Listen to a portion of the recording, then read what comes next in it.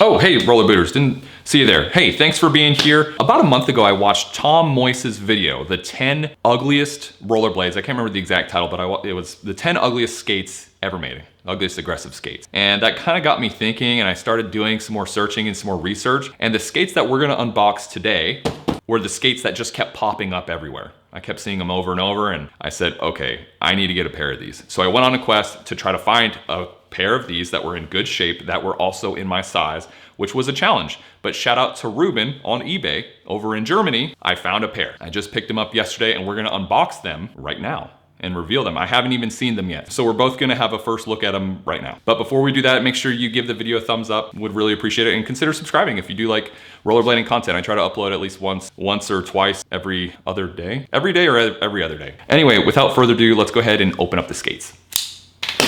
Okay, let's do it. And you can tell Customs got into this at some point, but I have not opened this yet. So let's see what we got, roller booters. All right. It always feels like Christmas opening up new skates, always. Oh, let's go. What are they? They are the, boom, Out skate. Toto Gali Pro model. So if you haven't seen these before, the brand of these are Out, O-U-T, which stands for Once Upon a Time, which is a company that was founded by Toto Gali, which this is his pro model, which was released back in 1997. So that makes this a full 25 years old. And this one's a lot more, or it's very similar to the other skates that they release, like the Poppy and the Daisy and the other. There's all kinds of different ones, but they're all very similar. And we're gonna take a closer look at this skate and kind of go through it and get a feel for it with this 25-year-old Out Toto Gali Pro model skate. So you may know that this is sort of like the predecessor in some ways to what we know as the Remedies or the Rems brand today. And Dave over at Wheel Scene Blading made a video of the history of Rems recently, which was a really, really well put together video. I highly recommend checking it out. It's super interesting. Go check it out down in the description below. But he kind of goes through the origins of Out and how Toto Gali and Kato of Rems kind of got together and developed what we know today as Remedies or Rems. And the Poppy and Daisy skates. My friend had a pair of those. So just first impressions on the skate, right?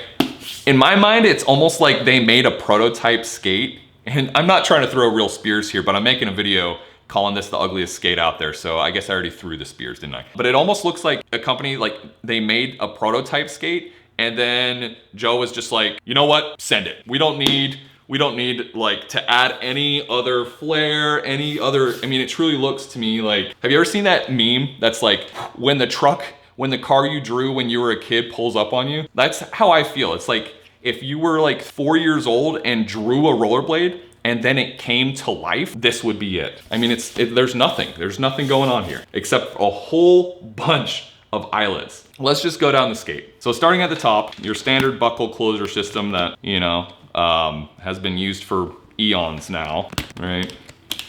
They didn't skimp on eye laces. Boy, I tell you what, you get your money's worth when it comes to, or eyelets rather, what did I say, eye laces? Eyelets, all the way up to the cuff here. Riveted cuff bolt. And then this is kind of interesting because at first glance, I almost was like, hey, is this like some kind of rockering system? But I think maybe it's just part of the mold or something, I'm not sure.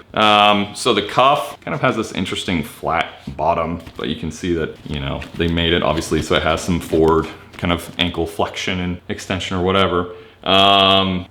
Coming down, we already took kind of a look at the main shell itself, not much to talk about except for his kind of pro signature right here, Toto Gali. Fun fact, Toto Gali actually started skating as a quad skater. And then I think some friends introduced him to inline skating and he kind of reluctantly picked it up. But then I guess he loved it and this was the brainchild. This was what came after that. So fun fact for you. Okay, so these are in really great shape. I feel really bad because I know like a lot of the skate collectors are just gonna hate me for skating these. I don't know if I mentioned that already, but the plan is later today after I get done filming with you guys right here, we're going straight to the skate park and we're gonna see how these things perform. Having said that, let's take a look at the sole plate. It seems to me with some of these classic skates, the soles are just not, the technology just wasn't there yet, or the whatever it was, that making soles actually flat, because it looks like, you know, the heel's slightly higher, which is gonna make you have a little bit of like a gangster lean. as you're kind of like those trucks that the kids, they like squat them or whatever. Well, that's kind of like what you're looking like as you're grinding on these, because the heel's kind of lower. But taking a closer look at the sole plates themselves, it's like some kind of metal. I'm not sure if this is specifically for like durability or just some sort of mounting thing. I'm not sure. But I mean, not a terribly sized sole plate, at least in the front, right? I'm not sure exactly how big it is, but it's certainly big enough to lock onto. That heel isn't doing you a whole lot of favors back here though. And then just kind of take a look at both positive and negative.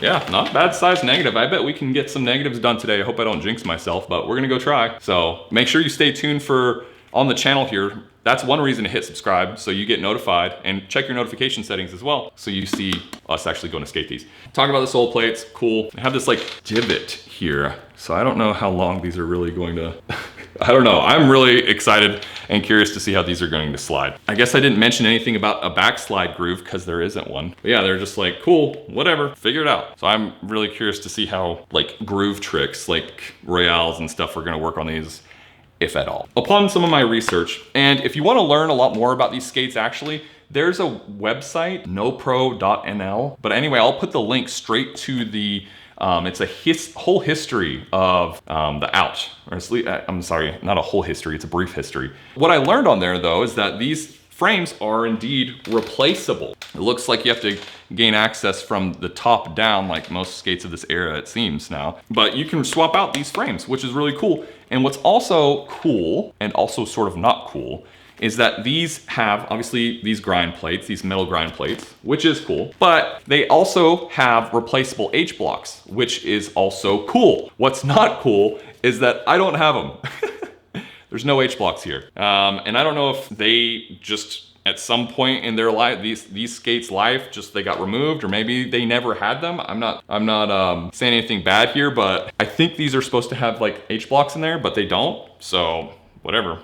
We'll figure it out. Just been grinding on this metal plates here. I don't think I've ever skated, maybe my K2s had grind plates. But what's actually kind of neat, if you look at these grind plates, they're recessed into the frame. So they don't like stick out and they don't actually use up any of that usable sole plate space. They're not like big and bulky and fat, right? And take away from your usable sole plate space, if that makes sense. Apparently these are basically identical aside from color to the first skate they released called the Daisy, except that they come with these, and let me use my cheat sheet. They come with these Kryptonics Flat Rocks wheels from the factory, which, let me see if I can actually, oh, these are 88s. Yeah, so these are the Flat Rocks, which is cool. So these are the original wheels, which are 88A, 57 millimeters. So 57 millimeter, 88A, so a little bit on the softer side.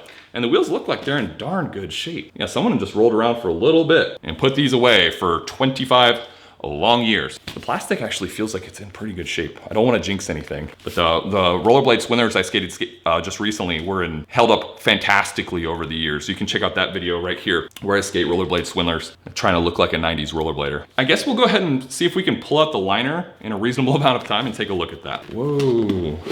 Wow, this thing looks ahead of its time. Or is this the stock liner? I'm not certain. Crazy Creek? I don't know. Maybe someone can tell me in the comments. Oh, I think it is. Yeah, so based on some of the images I'm seeing online, wow, this is surprising because this thing, I almost thought this was an aftermarket liner for a second. I guess it's like a third-party Crazy Creek manufacturing or whatever, made in Taiwan. Kind of a cool looking liner. Seems like it was well ahead of its time, honestly. Nice stiff tongue. No neoprene toe box, no, I'm kidding. But like ventilation holes, man, they really seem like they were ahead of the game here, to be honest with you. This liner actually feels surprisingly, I mean, the quality, the way it's held up extremely well over the years here. Pretty sick. See if there's a footbed. Yep, no footbed, but super padded, super thick. Yeah. Oh, and interesting.